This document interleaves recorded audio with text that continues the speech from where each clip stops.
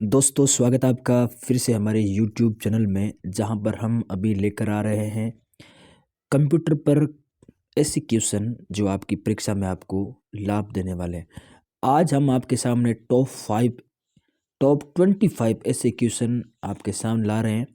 जो कंप्यूटर के क्वेश्चन हैं आप इनको पढ़ना ज़रूर, क्योंकि आपका एक भी क्वेश्चन अगर आपने इसको याद कर लिया तो आप दुनिया से आगे रहेंगे। इसलिए ठीक तरीके से इनको देखना और समझना कि कैसे आंसर होंगे। देखो, सबसे पहले क्वेश्चन यहाँ पर आपका ये है कि एनालिटिकल इंजन नामक पूर्णतः प्रोग्राम किए जा सकने वाले मैकेनिकल कंप्यूटर का आविष्कारक कौन था। वही व्यक्ति था जिसने पहली बार कंप्यूटर का आविष्कार किया, यानी चार्ल्स बेबेज की यहाँ पर बात की जा रही है। दूसरा क्वेश्चन है, सामान्य कार्यों के लिए उपयुक्त होने वाला पहला कंप्यूटर कौन सा था। यानी सामान्य कार्यों के लिए उपयुक्त होने वाले में आपको याद रखना है उस समय ENIAC, ये आपको याद रखना है। फिर अगला क्वेश्चन है कि तृतीय पीढ़ी के कंप्यूटरों में कौन सी तकनीक प्रयोग की गई है। यानी ये तीसरी पीढ़ी वही है जिसका उपयोग वर्तमान में हमने शुरू कर दिया था, इसलिए यहाँ से क्वेश्चन बनता है। तो ध्यान करना, इसका आंसर रहेगा तीसरे का, वो रहेगा ये गे वाला इंटीग्रेटेड सर्किट नाम से जो तकनीक थी उसका उपयोग उसमें किया गया। फिर है, आवाज़ की पहचान करने में कौन सा कंप्यूटर सक्षम था। तो इसका है अभी वर्तमान में जो पांचवा है उसमें ये सक्षम, इसको सक्षम माना गया है।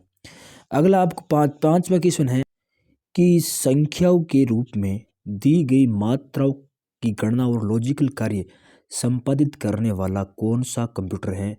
तो इसका आंसर होगा डिजिटल कंप्यूटर। याद रखना, ऐसे क्वेश्चन आपको पूछे जा सकते हैं। मात्राओं की गणना या लॉजिकल कार्य के लिए वर्तमान में डिजिटल कंप्यूटर का उपयोग करते हैं। छठा क्वेश्चन है, मार्क फर्स्ट प्रकार है, किस प्रकार का है ये मार्क फर्स्ट।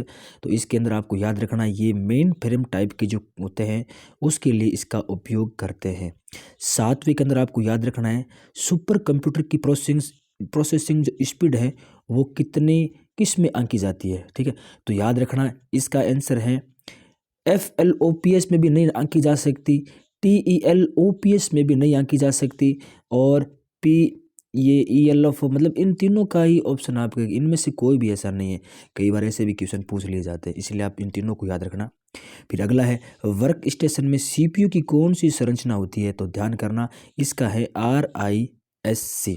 अगला है नवा क्वेश्चन कि कौन सा कंप्यूटरों के नेटवर्क पर चलता है और प्रिंटर के रूप में तथा अन्य उपकरणों को नेटवर्क से जोड़े कंप्यूटर को शेयर करता है। अच्छा क्वेश्चन है, स्टार बना रहा हूँ, आप भी इसको याद कर लेना। अच्छा क्वेश्चन है, पूछा है।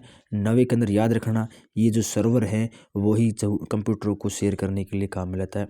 फिर ये बार बार ये इसको आप याद रखना, ए स्थिर मेमोरी कौन सी है, ये भी आपको ध्यान रखना। ऐसा क्वेश्चन, ए स्थिर मेमोरी का जो एग्जाम्पल है वो है SDRAM। ठीक है, ये याद रखना। रैम का नाम भी चेंज हो जाए तो आपको इसको थोड़ा ठीक से ध्यान रखना है। फिर है 11वां क्वेश्चन है कि जो CPU की जो चिप होती है वो किससे बनी होती है। कई बार क्वेश्चन पूछ जाता है, तो याद रखना ये सिलिका से बनी होती है। और 12वां है कि इनमें से कौन गणनाएं, तुलना, निर्णय लेने का काम करता है। तो ये सारा काम कंप्यूटर के अंदर ध्यान करना ALU ऑटोमेटिक लर्नर, ये जो यूनिट है ये इसका कार्य करती है। दूसरी यूनिट से भेजे जाने वाले निर्देशों को कौन सी यूनिट अभियुक्त करती है। तो याद रखना, इसका आंसर है कंट्रोल यूनिट। फिर आपको अगला क्वेश्चन है कि CPU की जो स्पीड है वो किस में आंकी जाती है। तो ध्यान करना, इसका होगा MHz। ये भी अच्छा क्वेश्चन, ध्यान करें।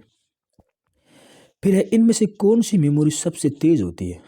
तो याद रखना, इसकी जो आंसर है वो है प्राथमिक कैसे, क्योंकि मैं सारा क्वेश्चन जल्दी जल्दी करवा रहा हूँ, क्योंकि कईयों के पास मेमोरी मतलब नेट इतना नहीं होता, इसलिए तुरंत उत्तर और प्रश्न आपको करवा रहा हूँ। अगला क्वेश्चन 16वां, कीबोर्ड, मॉनिटर तथा डिस्क ड्राइव, ये तीनों नाम आपको याद रखना है कि हार्डवेयर सेटिंग मदरबोर्ड पर लोड करने वाली छोटी सी चीज का नाम क्या है। तो ध्यान रहना, उसको बोलते BIOS। फिर है, एंटरप्राइज के अंदर बिजनेस और साइंटिफिक कंप्यूटिंग के लिए कौन सा स्टोरेज सिस्टम प्रयुक्त होता है। तो ध्यान देना, इसके लिए तृतीय जो स्टोरेज होता है वो इसका यहाँ पर उत्तर होगा। फिर अगला है, कंप्यूटर की दक्षता और क्षमता के आधार पर आंकी जाती हैं, तो इसका आंसर रहेगा ख, छिपी हुई या लेटेंसी। फिर 19वां है, एक वीएलएसआई चिप में कितने ट्रांजिस्टर और इलेक्ट्रॉनिक घटक होते हैं, तो इसका आंसर है 10,000 से लेकर 1 लाख के बीच तक। फिर अगला क्वेश्चन, ये बार बार मैं क्वेश्चन इसलिए दे रहा हूँ ताकि आपको ये याद हो जाए, मैग्नेटिक डिस्क का आप किस श्रेणी में रखेंगे, ये 20वां क्वेश्चन मस्ट ध्यान करना, तो इसको हम डायरेक्ट एक्सेस में रखेंगे, ठीक है। फिर रिकॉर्डिंग टेप पर रीड राइट को सेट होने में लगने वाला समय क्या कहलाता है, तो इसका आंसर है सीक टाइम, ठीक है। फिर ऑप्टिकल लेजर तकनीक का उपयोग किस डिस्क की बड़ी मात्रा में डेटा स्टोर पर किया जाता है, तो इसका उत्तर होगा मैग्नेटिक डिस्क। फिर है, हाई क्वालिटी की फिल्में, गाने, चित्र और भारी मात्रा में डेटा स्कोर करने के लिए कौन सी ऑप्टिकल डिस्क प्रयोग की जाती है, तो ये याद रखना, इसमें वर्तमान में बंद है लेकिन इसका भी कई ज़माने में एक इतिहास था, डीवीडी।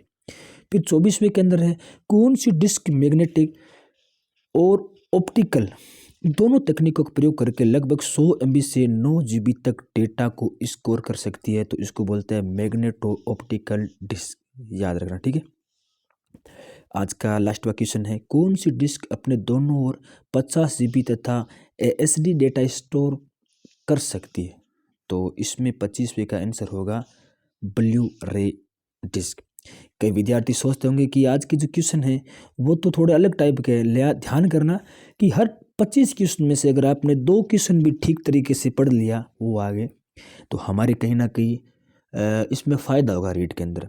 तो मैं इससे 25-25 क्वेश्चनों के कम से कम आपके सामने 10 मॉडल पेपर लाना चाहूँगा, जिसमें आपको MCQ पूरी तरीके से क्लियर हो जाएगी। आपने पिछले वाले वीडियो को भी फुल देखा, उसमें कुछ गलतियाँ थी, मैंने कमेंट के माध्यम से उसको ठीक भी किया है। अगर आपको भी लगता है कि कोई समस्या है तो आप कमेंट करके हमें बिल्कुल राय देना, हम आपके लिए काम करते हैं। धन्यवाद।